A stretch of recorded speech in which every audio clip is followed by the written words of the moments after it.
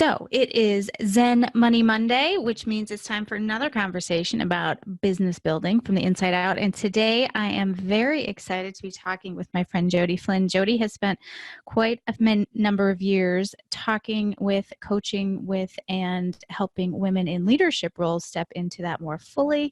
And I'm excited to talk about her work on that level, but then also her business building. So welcome to the show today, Jodi. Liz, thank you so much for inviting me. And, I'm really just honored to have an opportunity to kind of like share this conversation with you and also your community. So for those of you who are listening, thank you so much for tuning in. Thanks. Jodi and I connected, oh my gosh, years ago when I first started my business, and you were sort of newer on the train, but maybe had been a little bit further along. But we're both in New England, not that far apart. And I don't even remember how we connected, but I think it might have been an introduction or something like that. And since then we've kept in touch, but I've always been very impressed with how you've presented yourself in the marketplace. I know you've, been exploring the online space, but you also work with people in person. So I'm really excited to kind of dig in, one, to what you're doing and how you've built it up, but also, what's on the horizon and things like that. Yeah. Can you share with us how you got into business for yourself? Yes. I'll give you the quick and dirty version. Perfect. So I was a junior executive in mutual fund operations.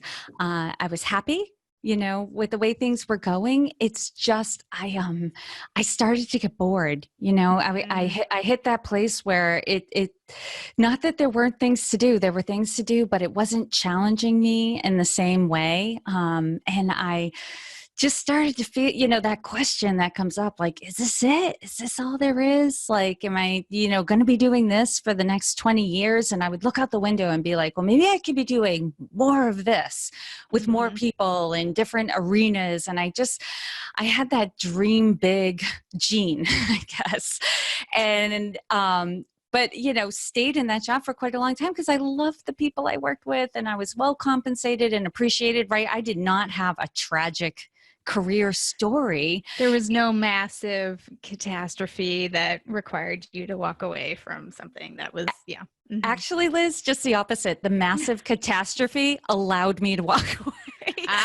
Got it. But it was building to that. I had what they call the golden handcuffs, where you should be moving on, but you're like, oh, but it's so comfortable here. And I don't know. And I'd already known I wanted to explore coaching and being a coach, but I was so comfortable, and sure and secure in what I was doing, that the risk of doing something new and starting a business. And I didn't, I had all the stories in my head of like, I didn't go to college. I didn't get a business degree. Like I had a psychology degree, not business. And, like I wouldn't know what I was doing. And so I stayed comfortable. And so the, major catastrophe that happened, although it was like, good for me because it shook things up, is we went through 2 acquisitions. And in the first one, we kept our positions, or most of us kept our positions. And in the second one, we were outsourced. But that lined everything up in a very advantageous way for me to make the leap into coaching. And I started my certification program to be certified as a coach. And as soon as I started that program, it was like that release breath of like, oh yes, this is it. This is what I'm meant to be doing. I'm here, like so ready for this. And so that was really the push to get me to start my business. Because you were just in a position where you had to, or it was time to, it was either that or go find another job that you weren't necessarily excited about matching. That was exactly it. When I thought about interviewing for another full-time position, like it was almost like every particle in my body was like, no, don't do it. Like we hit certain points in life where it's like all arrows are pointing that way. So go that way, even though that way is scary and uncertain and unknown. The feeling of going the known path just feels like boredom and being stifled and monotony and mundane. And, it just feels so awful that the road of risky and uncertain feels more enlivening and energetic. Yeah. And I think we can feel it on a very visceral level Oh, too. yeah. And I don't know if you consider yourself a fairly intuitive person or not, probably more so now than maybe you did when you first got into the entrepreneurial game. Absolutely. Yeah. But, because I talk to a lot of people about that. And I think when you're in a standard 9 to 5 or 9 to 1 million, whatever hours of a traditional employment situation, we're not really in that mindset or not really trained maybe to pay attention as much to those decisions, because you just kind of are on the treadmill and you just do your thing and you're not maybe listening in the same way. Whereas when you step into the entrepreneurial space, there's just so many decisions that you have to figure out, how to navigate those, those various choices of, do I take the left road or the right road for ourselves? And maybe we start paying more attention to those little nudges that say, I don't really want to go back to a regular job, or I don't really want to go down that revenue stream in my business, or whatever it might be. Yeah, we all feel it. We know, right? I remember somebody saying to me, like, I don't know, I'm just unsettled. Like I have an itch, and I was like, and I just looked at them. I was like, yeah, it only gets itchier, right? Mm-hmm. That feeling doesn't go away. We start to feel pulled in a different direction. There is, and this is the thing, like, some people have like corporate horror stories, not to say that my time was, smooth sailing or easy all the time. And, there were definitely struggles, but, there were times in my career where it was enlivening and challenging and the perfect place for me to be. It's just the signs started appearing that it wasn't that anymore, and it's like, there's nothing wrong with that. It's just, I don't belong here anymore. Mm-hmm. That's the only problem. Like, I think oftentimes we can easily make the organization or the boss like the bad guy, right? Yeah. But can we take a look at ourselves and say, but should I have moved on like a year or two ago? Is that really what's going on here? Because I would guess not always, right? There are certain situations it's absolutely valid and true. It's an organization that has some awful practices or a boss that doesn't have enough training. But I would venture a guess that more often than not, it's, we know we should have moved on, but it's too scary, so we've stayed put. And now we're angry at the people and the situations around us. Because we aren't necessarily aware that there are choices or alternatives, or you can't even necessarily envision what that alternative looks like. Right. It's scary. It's super scary. Because moving from account management stuff to coaching, it's very, something maybe a little more technical or more structured to a coaching world. How was that transition for you? Oh, that was rough. It was really rough. I was my own boss at that point. And I would say I am a self-starter. I am, a motivated person, but it was a situation where I didn't even really know what I was supposed to be doing. I wish I had a little more structure. I wish I had, more guidance in those early months, year. And I got some, and it was great. And, every obstacle I overcame, but I just wished at that point I had somebody who was like, okay, like, who do you want to be coaching? What do you want to coach them around? Like, let's talk about this. Let's build your business. Let's, get your marketing going, like set up your schedule and your time. Those first few months, like, it was really just any opportunity for training on how to run a coaching business I was taking. Just to kind of like, move the learning curve along a little bit. Did you always know that you wanted to be working with women particularly? No, I didn't.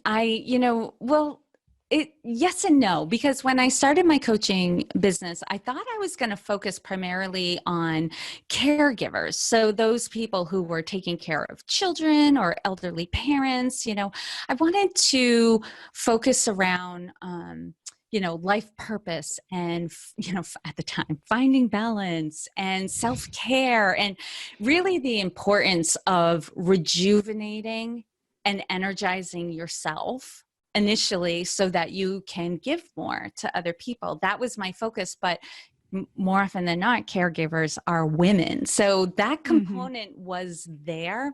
Now, it became pretty clear within the first like 4, 5, 6 months of my business that that wasn't really the best area for me to be focusing on, because I didn't have life experience as a caregiver, right?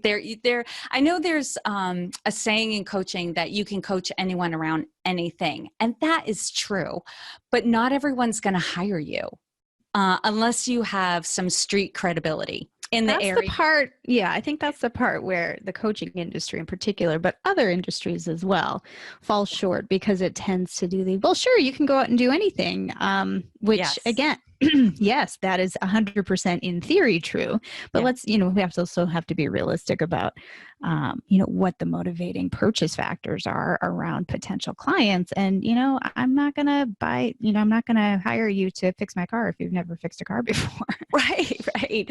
And well, the thing, and it's not untrue. Like I could coach somebody, who's like an athlete, a professional athlete. I can coach them. I can ask them some powerful questions. But is there probably somebody who has more skill around this and some life experience around this? Yeah.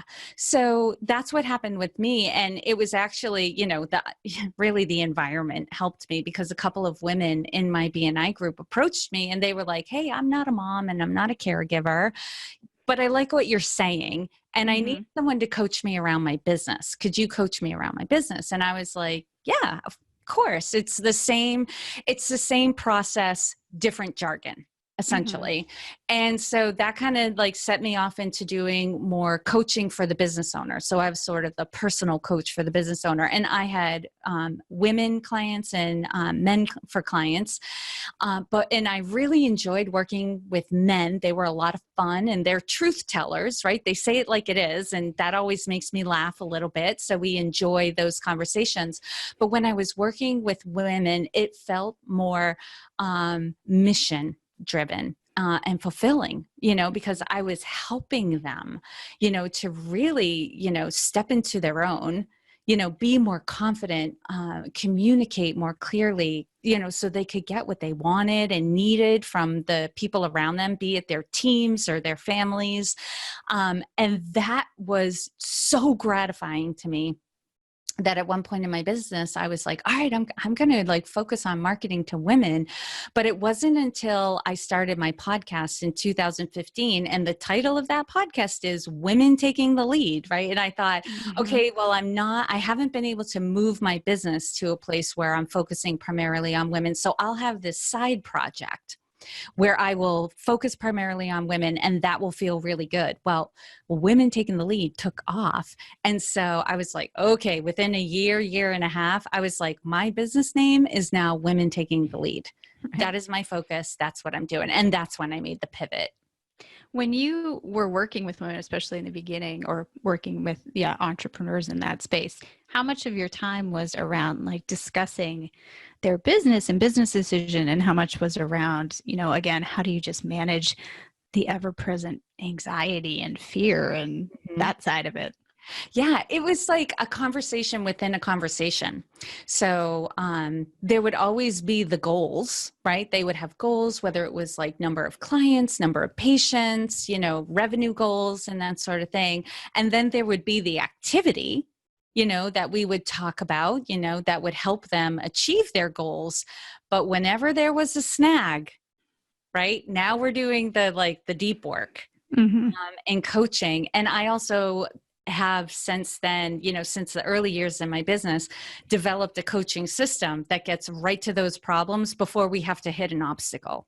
Mm. Right? Like we're just going right to, what triggers what are your stress triggers? How do you react under stress? What does that look like? What's the impact, to yourself and your business and the people around you? And let's mitigate that. Yeah. Let's transform that so you are not hitting these obstacles as you're going to achieve your goals. And it's amazing how quickly they start moving towards the achievement of their goals when they are not getting triggered by certain things. whether it's, a nasty email from a client, or having to go to a networking event, or having to speak up in a meeting, when those fears start going away, and it's just like, oh, this is just another thing to deal with, they show up differently, right? They have more present. I call it like an X factor, but like usually when we think of X factor, we think of talent. Mm-mm. It gives them an X factor of like presence and confidence, and just a relaxed presence that allows other people to feel comfortable interacting with you. And it's amazing how quickly we start achieving our goals when other people really connect with us and like us, and feel relaxed in our presence. All of a sudden things start happening. Have you always been, has performance, we'll call it performance, always been of interest to you? Or do you feel like this has sort of just been teased out as you've continued to work with people? I think it's shaped me. I was as a child, incredibly shy. Like I could not talk to strangers. In my own home with my family, I was fine and very outgoing. I am an extrovert, but out in public, at school and in other environments, I was shut down. I was not myself at all because I was just under so much stress. When there were people I didn't know, or, I didn't want to sound stupid or say the wrong thing or do the wrong thing. So I would do nothing and say nothing. And it's just been through my own journey that I've realized, like, wow, it's stress, it's fear, it's misinterpretations, it's misperceptions that cause us to shut down or overreact. And if we can change how we're experiencing a certain person or a certain situation, we will show up. Like who we are at our core, our best self will show up in that situation. And so it's just been a journey of like reading books, watching videos, resources, my own life experience, my coach training that has really taught me that, okay, let's find out where the stress is coming from and let's remove it. Right. And it sounds overly simplistic, but it's not as hard as we think it is. It's very targeted, which I love, of course, because I'm always a big fan of let's streamline as much as possible so that we're not, dealing with the same things over and over again. And I think, how we show up, whether it's in a networking room or it's, in a conversation with an employee or whatever it might be, we show up as ourselves. And if ourself is nervous or scared or whatever is showing up, then, it's not authentic, and we don't perform as well, and we don't feel good about it. So yeah. No, and it's amazing. And I have an assessment tool that I use with my clients that helps us bullseye, like right to where it is, and we can talk about it. And and once we know whatever belief or misperception is causing the stress, and we can talk about it, we can challenge it and change it and take on something new. And then all of a sudden, oh, this isn't so hard anymore. Oh my God, I can't believe I'm just walking into this networking event feeling really good. It's just amazing how quickly it can happen. You've worked with a lot of people over the years in your business now. Is there a thread or a common sort of issue that you see with your clients, especially business owners? Well, specifically for my clients, so the women who tend to be drawn to me have some personality characteristics, I would say, that we all share. And so there's some perfectionism, there's some people pleasing, like we like to be in control of things, like we're ambitious, we're go-getting, we're goal-oriented.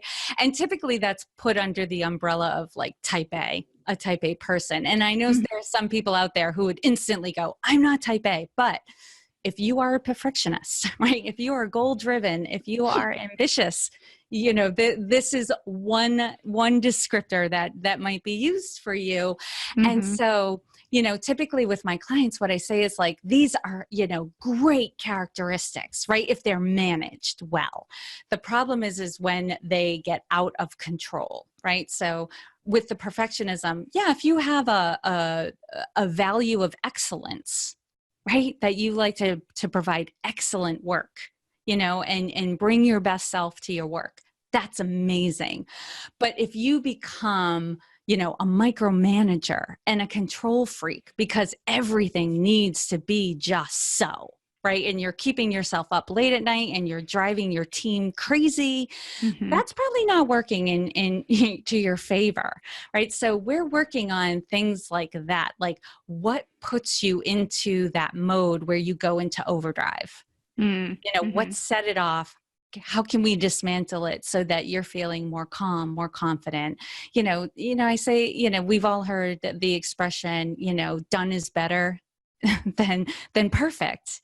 Right. Like we want to get to that place where, like, what's good enough? And I say to many of my clients, your like good enough is better than most people's best.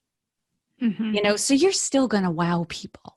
You're still going to do an amazing job, but without driving yourself crazy or losing sleep or driving the people in your life crazy as well. Well, and it leads to that level of workaholism and just overdone for yourself. That's, I think, very addicting, for many of us. It can cause actual physical issues. It can cause, us not to be able to really take that leadership role of leader versus manager. Because as you said, it's super easy to get into that.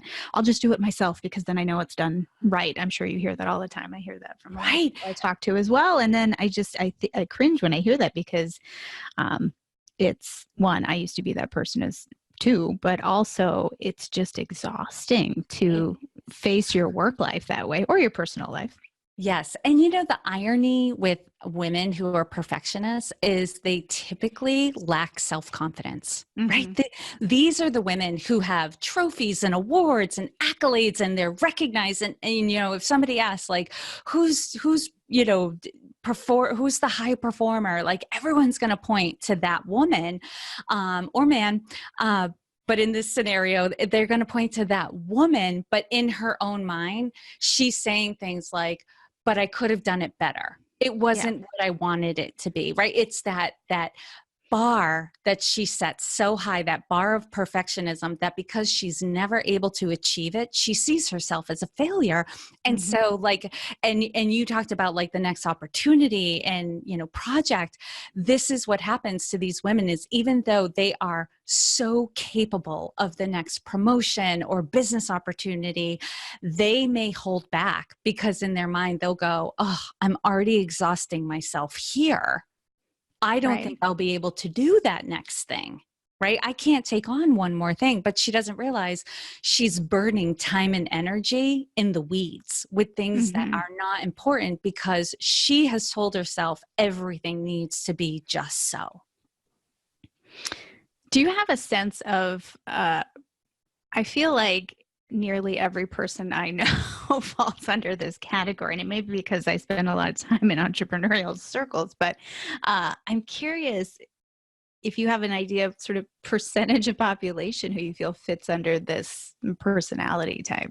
I don't have exact numbers. What I can tell you is what I've been reading is there has been data showing that more and more people are, presenting type A characteristics now than they were maybe 30 or 40 years ago.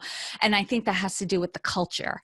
We have become a culture of achievement, right? And you got to be successful in your early 20s or you're just failing at life. And, the pressure we put on high school kids, to get into the best colleges. And, some of the conversations I've had with my nieces and nephews, and I'm just like, you don't have to have, there's no made it. Like, life, you're going to be living for a long time. Like ease up. Like, not to say like ambition isn't good and goals aren't good, but they were stressing themselves out over getting into college when they were sophomores. Right. And I was like, whoa, are you, are you enjoying your life too? The pressure, I think, is creating more people who feel like they have to be high achievers or they're just not making it. Yeah, I think that's it. I think you hit the nail on the head there. And, you see it. I see it from on the business side, from a money standpoint. There's this idea that there's this nirvana of, we'll reach a certain point and then everything will feel good, right? Like I'll be able to relax when I get into that college, or when I achieve that promotion, or when I start making X amount of money. And the reality is you never hit that nirvana, because by the time you get there, there's some other new goal, or there's some other expectation. And you really, if we don't train ourselves to stop and smell the roses and enjoy the products of our labor, it's always just going to feel sucky. Yeah. And we're always evolving. So what we want, and I think the most important thing is you have to be in tune with yourself and what brings you satisfaction and fulfillment and pleasure, because what's going to feel like success for me may not feel like success for you. Mm-hmm. Right. And I think this is part of the stress that's created is sometimes working with my clients, we identify that they're working really hard to achieve a goal that they didn't even want for themselves. Mm-hmm. They thought they did, but in reality, when we examine it and really look at, well, why is this important? And what is this going to do for you? And what will this mean to you? You'll hear answers like, oh, well, my mentor said this, or, it would really make my mom happy if I did this. And it's like, whoa, whoa, whoa, whoa, whoa. We could potentially keep this goal, but let's examine it a little bit further. What will it do for you personally? And will you be satisfied with it? Because, I think that's the most important thing is it is not, earning a certain amount of money or having a certain title. Is will those things provide you satisfaction or provide you the opportunities to do the things that will be satisfying for you, right? Because sometimes there are stepping stones. So, taking a step back and really, sussing out, is this goal for me, or do I have this goal because society says I should have this goal, or somebody in my life would be happy if I achieve this goal? Because we're not going to be able to sustain the energy it's going to take to achieve the goal if we are not 100% bought in for ourselves. For sure. For sure. I'm curious did you have entrepreneurship in your upbringing? Do you come from a family of business owners, or was this a whole new endeavor when you stepped into working for yourself? This was brandy new. And like I talked about, with all arrows leading that way, I was at that crossroads, and it was like, I can move forward and become a coach, but that's going to mean starting my own business, or I can stop here and find a full-time job. So it was like, okay, it looks like I'm starting my own business. Now, there were people in my neighborhood and other families who had the locally owned businesses, right? The pizza place and the cleaning, the dry cleaning company and the floor place in the neighborhood. Because I grew up in an urban area. So my neighborhood was partially residential, partially businesses. So there were families that lived in the neighborhood that worked the businesses that were in the neighborhood. So I wasn't completely, ignorant of, that sometimes people's jobs are their business. But I grew up in a family where, entrepreneurship wasn't even really talked about. Right. So it was brandy new. I think that's true for a lot of people. Sort of this whole concept of business is, what does that mean? Right. I mean, and I'm living in Maine now, and small businesses make up a large majority of the economy in Maine. That is mind blowing. And if we look at the stats, I would venture to guess that entrepreneurship has exploded in the last 10 or 20 years because of all the uncertainty. Like, so many people I know have been laid off or outsourced, and it's part of my story. I think almost everyone I know either has that story or knows somebody with that story. And I think that uncertainty caused some people to say, all right, I'm going to control my own destiny. I will succeed or fail, from my own efforts. And so I think that's part of the reason why we're seeing the surge. And I think there's just more education around it and support around owning a business. Yeah, I think that's true. I read a study, I think it was a Purdue study. They were looking at what happened in 2008, after the recession, and there was an enormous uptick in new businesses, particularly in women-owned businesses, because I think we're finally at a stage where we're like, all right, I need to know that I'm kind of in control of my own destiny, particularly around money, but also around, the work environment. And I think many people are, despite the fact that there's been great strides in terms of sort of flex scheduling and work from home options, even within the corporate environment, a lot of people also want to, have a little bit more ability to steer their own ship, as it were. And so, I think that that's all. And then the economy plays a different role. But I also think there's such a low barrier to entry these days, particularly in the online space. Yes. And that all adds up to people saying, hey, I'll give this a shot, which is pros and cons, because it's not an easy thing to do and it can look like an easy thing to do. That being said, I think there is plenty of opportunity. What has been the hardest thing for you in opening your own doors and, having to fill your own coffers? I would say in the beginning, we talked about this already, just I didn't know what I didn't know, right? Yeah. In retrospect, there are definitely some decisions I would have made differently. Like I made some investments that I didn't need to make. There were, so being a new coach, there's a lot of done for you opportunities out there. And after I purchased one, I realized I didn't need it. In terms of will help you set up your marketing or operational kind of stuff, you mean? The one I particularly remember was copywriting. We will write blogs for you. We've already got thousands of blogs already written. And then I realized well, I can write my own blogs and I want my voice to be in it. And after I reviewed some of the blogs, I was like, these are so watered down and they don't have a strong message. And so I ended up writing my own blogs, and a year later reviewing, my profit and loss report. I saw that on the sheet and I was like, oh man, I wish I hadn't done that. So there are and that's not the only one. There are definitely examples on there where I just wish I had known more, but I can't change that. And part of it is also, there's still a learning curve, right? Because there's so much more to learn. When I started my business, Instagram was not a thing. Right? LinkedIn was, most people were not utilizing LinkedIn for business. They were using it more as an opportunity to find jobs. They had their resume on there.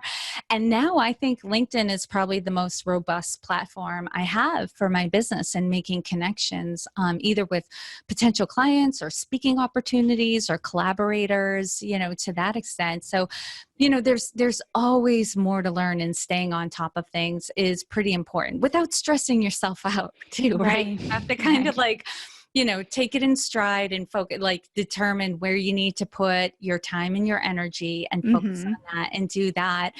And I would say it's still a struggle, there's still an uncertainty in my business. I do not have a guaranteed paycheck. Right. And I am a solopreneur, right? So I am the only person in my business. I don't have employees. So, if I'm sick, then and I can't work, then the work doesn't get done. Right. So, that's a component of my business. And, I'm the one motivating everything. It's kind of like the difference between being running or being on a bike. If you need to take a break and you're running, you're going to stop. If you need to take a break and you're on a bike, you'll glide for a little while. So as a solopreneur, if I need to take a break, it's like running. I stop, until I can pick it back up again. And so, I would say, that's a big one, knock on wood. And this, it's perfectly aligned with my core values, because one of the things I wanted to help and teach other people is how to take care of yourself, right? And really make that a priority. And so I would say I have a really good self-care practice too, because I need to make sure I am energetic, that I am present, that I am well, that I am healthy. So that's a boon in that regard, but it's still an uncertainty. And just to kind of bring this to a close, I was talking about, there's not the steady paycheck. The marketing must continue, right? So you just got to keep going with, for me, what it looks like is doing my podcast, doing speaking events, going, being an active member of my BNI chapter, connecting with other women in the community, getting in front of people, letting people, I think the most important thing as a business owner to do is to keep letting people know that you're in business, because they think, because if you go away, they wonder. They Yeah. think maybe you're not in business, but when you're constantly promoting things that you're doing in your business, people are like, oh, they're still in business. They're still there. Mm-hmm. Great. And if they need you, they come to you because they know you're still in business. Right. Or I would argue sometimes people don't wonder if you're still in business. Sometimes you're not on the radar at all. And so there's no thought sent in your direction either way. You don't have which to is argue even, that which with. is even, which is even worse, right? Yes, yes. But our brains have a negativity bias, right? So we naturally assume, oh, I haven't heard from that person in a while. They must have, moved on. Or it's like if you haven't seen an actor or actress in a movie for a while, you just assume that they're not acting anymore. Yeah. And They then must have retired. and then you find out 5 years later that, oh, they're producing the movies now, or they've become the director, or they've been on Broadway, or they're in Europe producing things, right? We do assume that if somebody goes away, they've stopped. Right. Right. Did you ever consider in as you made your decisions about what makes you happy in your business, was there ever a time where you were considering growing bigger than the solopreneur act? I think I definitely have that as a potential in my business. It's something I dream about someday. I don't know exactly how it's going to look like because it can be a little tricky. The assessment tool I talked about earlier, that requires a certification, that it's pretty robust. Like you can't get it anymore unless you do an entire coach training, right? And that's a huge investment of time and money. So if I were to bring somebody on, I would want to bring somebody on who has already done that training, right? Or be already have decided that they want to do that training, because that's a core piece of the service that I deliver is that we can get right to the heart of the matter if you do this assessment, right? And it would be a disservice to clients to say, oh, well, if you work with this team member, you won't get the same results. But, they know they can coach you really, really well. Nobody's going to buy into that.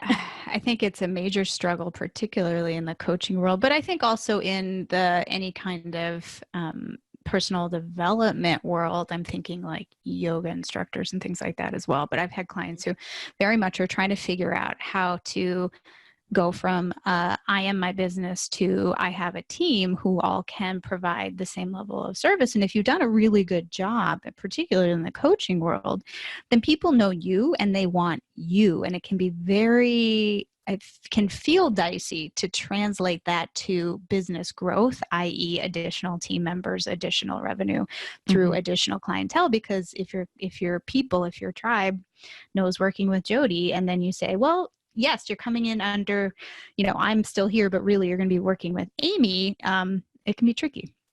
It can be very tricky because especially, as a coach, a lot of times people are buying you, right? They're buying the energy that you bring. I talk a lot about how with my clients, I help them develop that confidence, that calm, so they have presence. Well, I'm displaying that. Yeah. That's why they want to work with me. They interact with me and they're like, you have something. I don't know how you do this. I want what you've got. I want to work with you. Help me get to that place. And, if I then say, great, you're going to work with this other person, right. They lose that honeymoon period where they're like, it's so exciting, that sort of thing. So if you really have to set your business up, and I know business owners who've done this really well, like you just position it as our whole team is awesome. And you have to have a team that's visible. And so people get to hear from them and talk to them and that sort of thing so that they're okay with that. That's the key there. Yeah. Yeah. And making a transition that, being aware from a planning standpoint that you may have a transition period that is maybe not completely ideal, and can the business sustain it, and how do we manage it as new people coming in or being introduced to a team? That's easier than people who have known us who are then getting spread out over multiple people, for example. Yeah. And even like it could work too if you kind of like I said, I have a system that I take people through. If they know like, okay, there's going to be a certain part with me, certain part with Amy, certain part with John, that sort of thing, then, I think they'd be more comfortable knowing that, oh, it's all going to come together. Yeah, for sure. What's been the best part for you as you've grown your business? I think this is going to sound incredibly selfish, but there are times where Perfect. I stop and just take a look at everything and I'm like, I did this. Mm. Like Mm-hmm. I can't even believe who I've become, in just being in my business and just in the process of trying to have a successful business that's financially stable, meets my needs, but also allows me to do the work that I enjoy doing most in the world, and what has come of that is, the visibility and the recognition and the success stories. And I have a podcast and a book and this amazing website and, all this stuff. And, when I stop and take a look at all this stuff and I'm like, wow, it's been since I started my business that I truly felt that I was living my life's purpose. And that is so fulfilling and gratifying. Super fulfilling. Do you ever find that, I mean, do you feel like you've really silenced those inner voices around, for example, I look at what I've accomplished similarly. I've published 2 books. I have a podcast. I have lots of things going on. And there's often a voice in my head that says, yeah, but ... right? Like it's not enough, or it's not, yeah, it's done. I've done it. It's no longer this mountain that I have to climb. So I don't really put as much, like I don't see it as a big thing anymore, even though externally people are like, you've published 2 books. And I'm like, yeah, it's not a big deal. Do you find you're fighting that voice sometimes? Oh, yeah. I mean, our thoughts are so random. And we talked about earlier how the brain has a negativity bias, where it's like, oh, you're not that big of a deal. And so what? We adapt to things so easily. It's ridiculous. Right. Mm-hmm. Where things that were just so amazing and I can't believe I got to this point. And then after a while, we're like, yeah, but what's the next thing? What's the next thing? Right. Yeah. And that's part of our wiring to keep growing, that motivation to like not get complacent as well. Yeah. So I guess, yes, it's still there. Sometimes it bums me out, right? I can still fall into that, like, I'm not doing as well as, somebody else who's out there and, seems to be killing it on social media. And then I stop myself and I'm like, but I don't want their life. Their life is set up perfectly for them. If I was living their life, I would not be happy. And instead I just, think about that person and, we'll be like, congratulations, like, good job, like great work. Like, whereas first I was just like jealous. I like try to turn that energy around by being super proud of them, and happy for their success. And then I focus on, well, what is it I'm trying to accomplish here? Or what's the next big thing? It can also happen when you're about to do another big, scary thing. Yeah. Right. You're branching out into a new area. All of a sudden, all your fears, that usually lay dormant under the surface, like, they come alive again. And, so, and again, sometimes those things can like really scare me I would say now for a short period of time, it's not that bad, especially if I'm confronted with it, right? If it like suddenly is like gripping my throat or in my face, so to speak. It's out there, it's known, and I can laugh at it. And I'm like, oh, right. Yeah, I'm about to do something big and scary and awesome. And so this is what happens. This is just a part of it.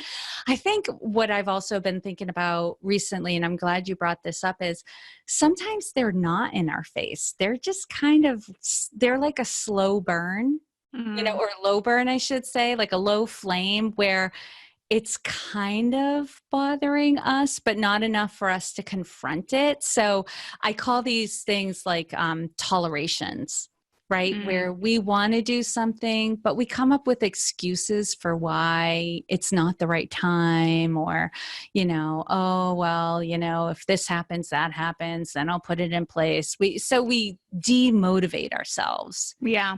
Away or start to think about the logistics or something, and it just starts to feel too hard, and so it's not worth going after, whatever it might be.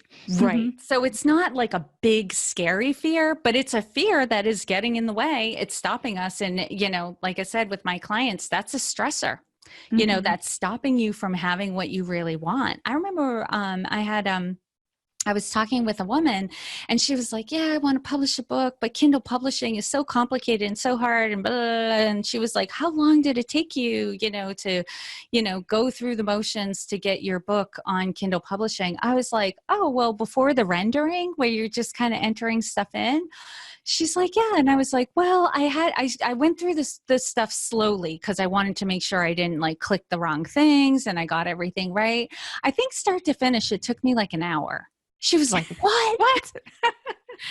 What? And I was like, yeah, but there's this book out there and it guides you through all the steps. This is the name of it, that sort of thing. There is a solution to all the fears and all the problems. Oh, yeah. Yes, we just have to be willing to talk about it, right? And ask for help, or just say, I have this fear, because there's somebody out there who's going to go, I get it. I had that fear. You know what? I overcame it. And here's how I did it. But that's so hard for those of us who are perfectionists, right? Because we're right. supposed to be able to do it all without help for some bizarre reason. Like how people get ingrained with that concept is just really anathema when you step back and look at that belief, right? It's ridiculous. It is amazing. I had a client one time when we were talking about her, just getting some help or just letting her manager know that she was struggling a little bit, or talking to her team to see if they could take on some things to delegate. And she got so, like, her stress reaction, like, really came to the forefront while we were talking. And she was like, Jodi, I can't do that. They'll think I'm incompetent or incapable and all this stuff. And I was like, really? And we tackled it, and really took a look at, well, what would you do? What if you were the manager, or what if you were the team member? And she was like, oh, I'd help them. No problem. Of course. Right? Of course. We all struggle. I was like, yes, that's how they feel too. Right. But we don't always think of these things through, right? We have the fear in our head and it's true with a capital T, right? And it's ingrained and it can't be moved. We have to talk about it, right? We have to share it. And our life transforms when we're willing to bring up and talk about the tough stuff with a trusted source. Don't get me wrong. I'm not saying go to the person who gossips and maligns people in their free time. Go to somebody you trust, or hire somebody you can trust to help you talk through some of these things, because that's when we make the changes. Yeah. Awesome. Well, I appreciate you sharing all of that and talking with us today. I ask everyone this question at the end of our chats, and I'm curious from your perspective, since we're talking about business building, we're talking about Zen Money. I'm curious what Zen Money means for you. When I think about Zen Money, I think of just being in a place where we relate to money as like a benefit in our lives. Like it's a force for good. I think sometimes when we think about money, we think about the lack of it and how we have to get it and how we have to hoard it and that sort of thing. But Zen Money to me has more of an energetic flow. It's moving, it's nurturing, it's taking care of us. So I would say like Zen Money is the money that heals and restores us. I like that definition. Awesome. Jodi, how can people connect with you? Obviously, we will put links to check out your podcast, Women Taking the Lead. But is there anything else you'd like people to know about? My big hub is womentakingthelead.com. That's where you'll find, my social media sharing buttons. I'm on Facebook, LinkedIn, Instagram, Twitter, all the places. All the places at Jodi M. Flynn, Jodim as in Mary Flynn. And also you can email me directly. I love hearing from people. So if you're listening to this episode and you thought, oh my gosh, this really resonated with me, or I have an additional question, please share that with me. And I am at Jodi, Jodi, at Women Taking the Lead. And I would love to hear from you. Awesome. We will share all of those links in the show notes. Jodi, thank you again for joining us for such a great conversation. And we will talk to you soon.